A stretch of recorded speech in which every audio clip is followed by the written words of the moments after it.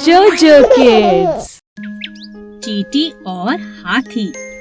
रानी चींटी बहुत मेहनती थी। सभी चींटियां रानी चींटी की बात को मानती थीं।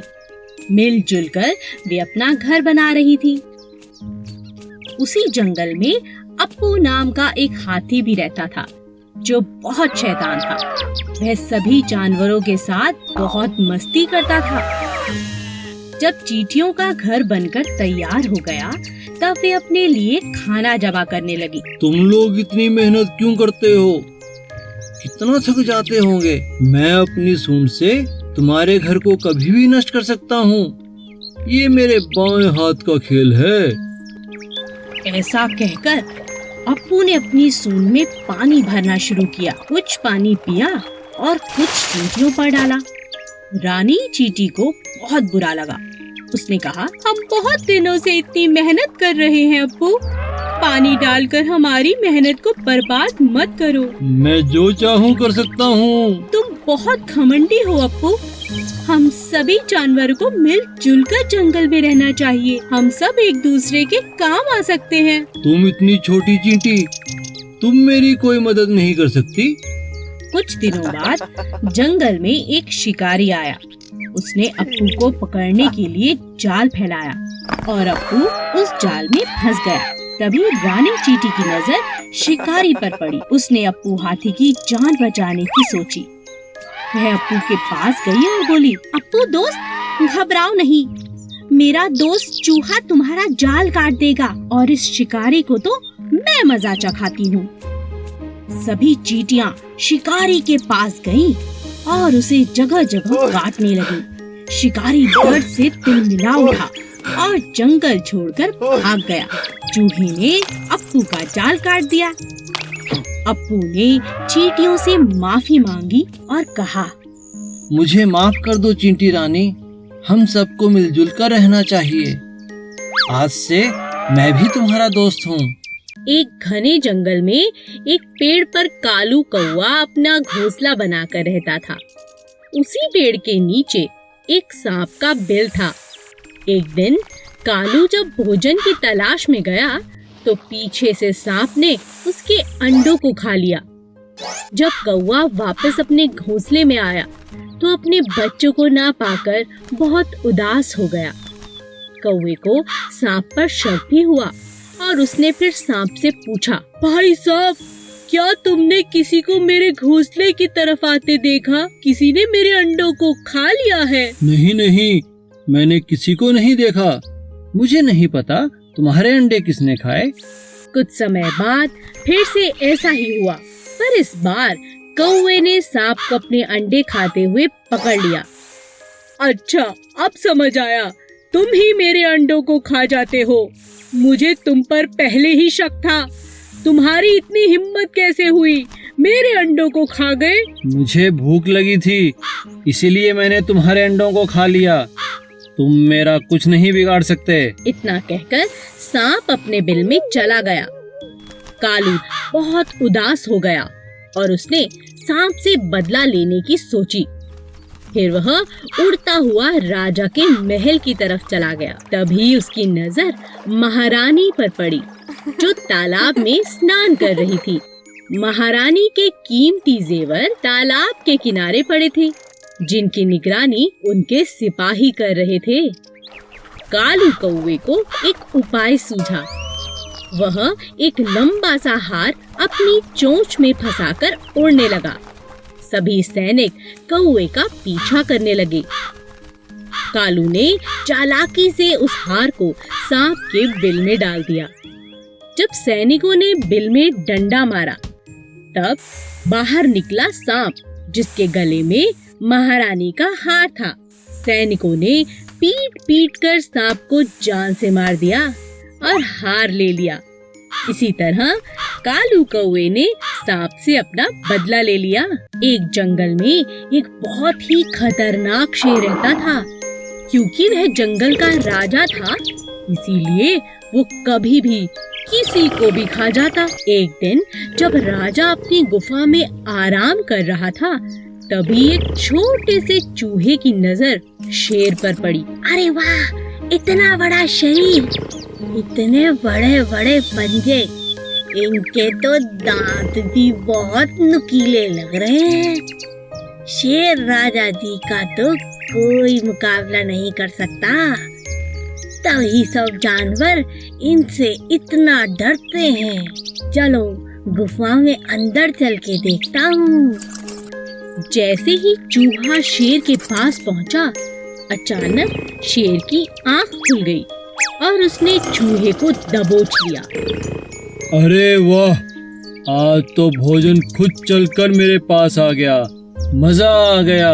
मुझे माफ कर दो राजा जी, मैं तो गलती से आपके पास आ गया। मुझे खाकर तो आपकी भूख भी नहीं मिटेगी। हो सकता है मैं आपके कभी काम भी आ जाऊं। चूहे की यह बात सुनकर राजा के मन में दया आ गई और उसने कहा, ठीक है, वैसे भी मेरा पेट आज बहुत भरा हुआ है। जाओ, मैं आज तुम्हें छोड़ता हूँ, लेकिन दोबारा ऐसी गलती मत करना। और इस तरह चूहे की राजा ने जान बख्श दी। एक दिन राजा शेर भोजन की तलाश में नदी किनारे पहुँचा। वहाँ उसे शिकारियों ने अपने जाल में फंसा लिया। गुस्से में आकर शेर जोर जोर से दहाड़ने लगा। ये तो राजा जी की आवाज है। लगता है हमारे राजा किसी मुसीबत में हैं। चलो उनकी रक्षा करते हैं। चूहे ने जब शेर को जाल में फंसा देखा तो अपने दोस्तों के साथ तुरंत जाल को काट दिया और अपने राजा की जान को बचा लिया। शेर को खुला पाकर शिकारी भी भाग खड़े हुए। उस दिन के बाद से शेर और चूहा अच्छे मित्र बन गए। एक सीधा सादा हाथी और एक चालाक लोमड़ी दोस्त थे। दोनों साथ में घूमा करते थे। एक दिन वो दोनों भोजन की तलाश में जंगल में इधर उधर घूम रहे थे कि रास्ते में उन्हें एक शेर मिला। आओ, मुझे तुम्हारी ही तलाश थी। अब तुम दोनों में से एक मेरा भोजन बनेगा। यह सुनकर हाथी बहुत घबरा गया। उसने लोमड़ी से कहा, तुम शेर से बात करके देखो। ठीक है। शेर भाई, जरा मेरी बात तो सुनो। आपके कान में कुछ कहना है। कहो।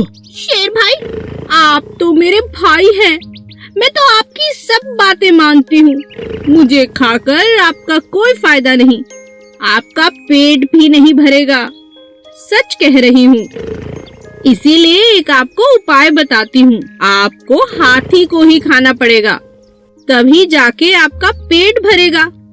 इतना बड़ा हाथी खाने के बाद 2-4 दिन मजे से आप सो सकते हैं, आराम कर सकते हैं। नहीं तो मुझे खा के कल तक फिर भूख लग जाएगी। पर वो कैसे हो सकता है? मैं तुम दोनों को खाऊंगा। अरे नहीं, आप मेरी बात मानो। आपको बस मेरे साथ मिलकर हाथी को गड्ढे में गिराना होगा। फिर दोनों ने मिलकर हाथी को गड्ढे में गिरा दिया। अब शेर खुश था कि उसका शिकार कब्जे में है।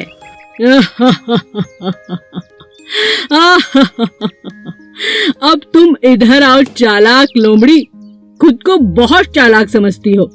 अपने प्रिय दोस्त हाथी को भी मेरे लिए धोखा दे दिया। ऐसा कहकर शेर ने लोमड़ी को अपने पंजों में पकड़ लिया और उसे खा गया, जो दगाबाज थी। एक गांव में एक किसान रहता था जो बहुत ही दयालु था। गांव के पास ही एक घना जंगल था जहां बहुत सारे जंगली जानवर रहते थे।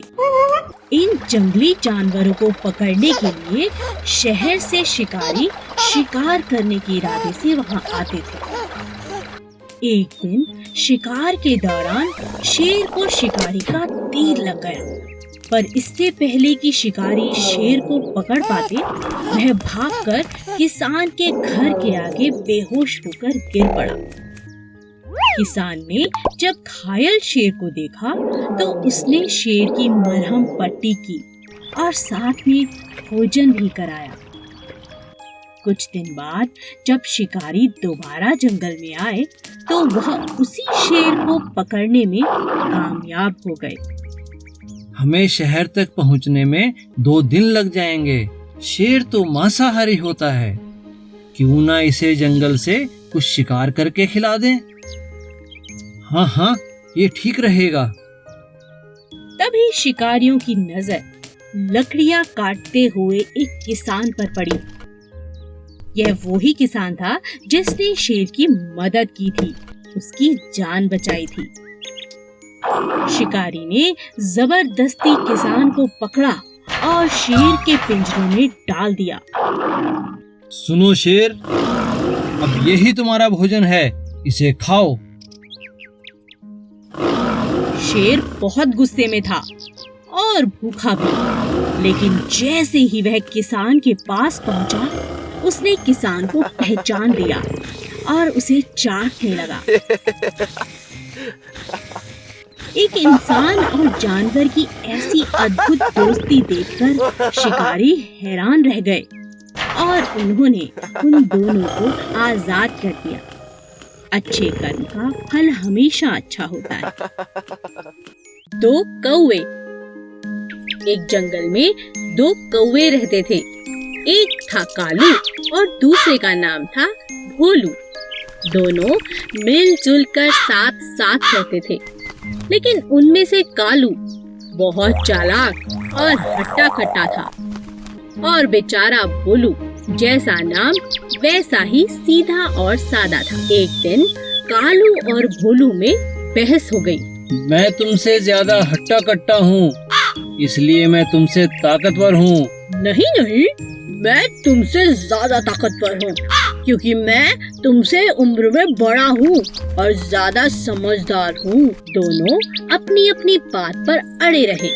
कालू कहता है कि वह ताकतवर है और भोलू कहता है कि वो ताकतवर है। बस ये लड़ाई खत्म होने का नाम ही नहीं ले रही थी। तब दोनों अपने बीच में प्रतियोगिता रखते हैं। जो भी अपनी चोंच में एक थैली में कुछ भरकर जितना ज्यादा ऊपर उड़ेगा, वो ही ताकतवर होगा। कालू बहुत चालाक था। उसने अपने थैले में रुई की गेंदें भर दी, लेकिन भोलू के थैले में नमक भर दिया, जिस बात का भोलू को पता ही नहीं चला। अब दोनों ने उड़ान भरनी शुरू की।